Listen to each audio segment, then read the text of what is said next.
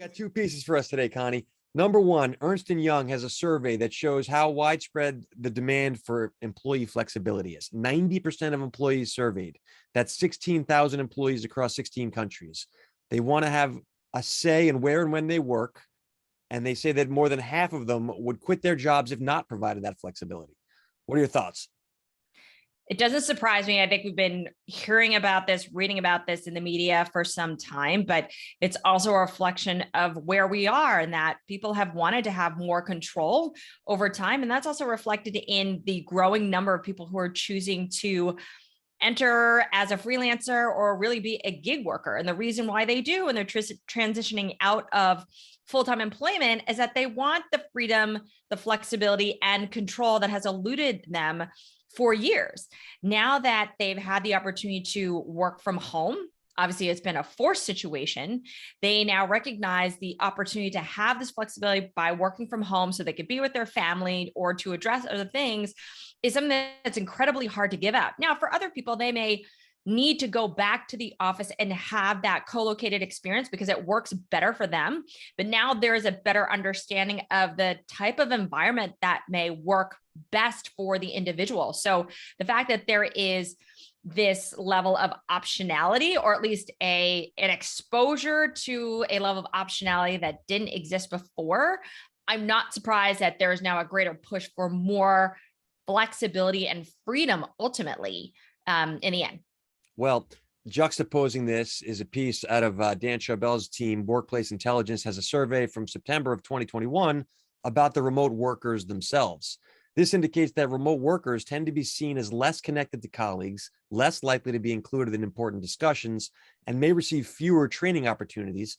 The piece goes on to posit that the existing perceptions of remote workers will represent a challenge to company cultures in this emerging hybrid workplace. What are your thoughts around this? Well, one, I should say Dan Charbel does great work and has always provided really valuable insights on what's happening around workplace trends. But also, I am not surprised necessarily to see that. I know that in general, if you are a manager and you have people who are near you, you can go talk to them and get those immediate answers. And unfortunately, if you are not top of mind, and in this case, physically top of mind, then it does negatively impact those who are remote. The challenge, though, is that you have a two-tiered workforce, and that's going to be permanent. There are people who are going to refuse to go back into the office and feel that they fundamentally work best in a remote situation. So the onus is now on the manager to really figure out what is the right level of communication across their team, which is a blended team now. What is the right way to build a almost team environment and culture, not just the company culture, but within your team, such that everybody feels that there's transparent information, or there's a level of transparency happening. There is a level of connectedness, really impact productivity. So, there is no right answer. But I think the main thing is that this is going to be the new norm.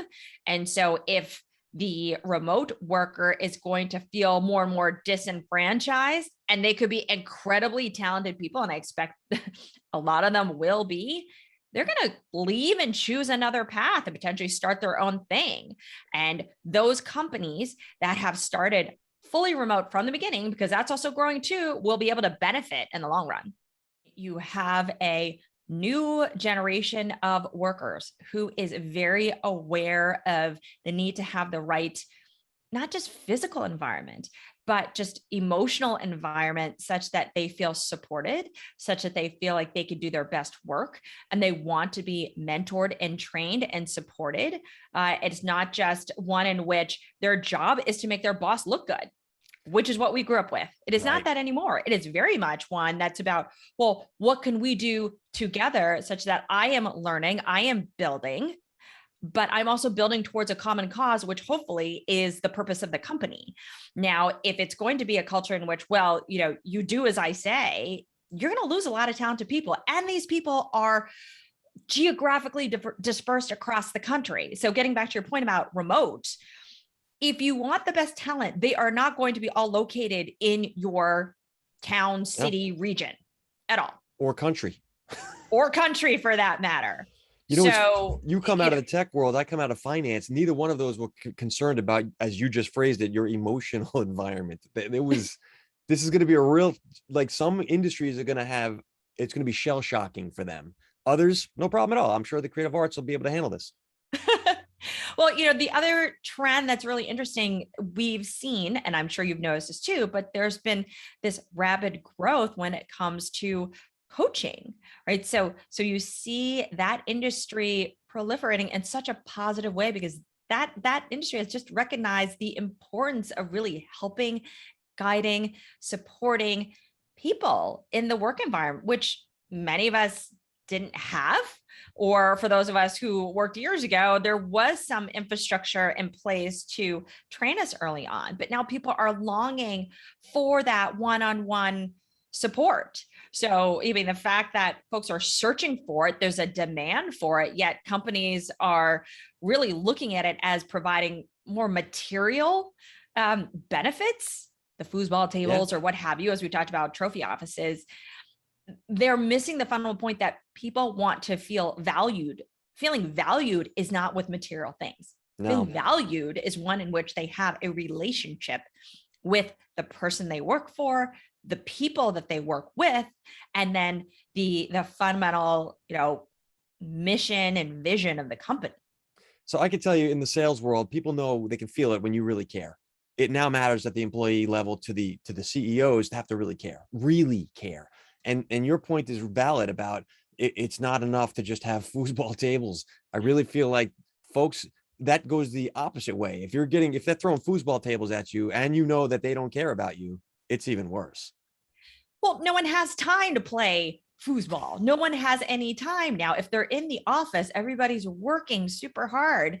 And who has time to go play ping pong all day long? I mean, in a lot of the tech companies where they espouse unlimited vacation, many people aren't even taking the vacations they should be at a minimum. Yeah. So people feel That's definitely, and there's overworked. an American angle to that as well. There's a bit of a workaholism at play, and there's also the pressure of I don't want to lose my job and right now. Absolutely. So Absolutely. People feel that there is no stability. So if they continue to work, then maybe that does provide some stability, but that really results in then burnout. So then they decide this is not the right fit. I feel like the corporate leadership has to literally adapt in a way they've never had to, like literally never had to. In the 1950s, there was no adapting to your worker. It's now only that. And that's going to Right. result in what companies emerge out of this and literally become the dominant players in their industry.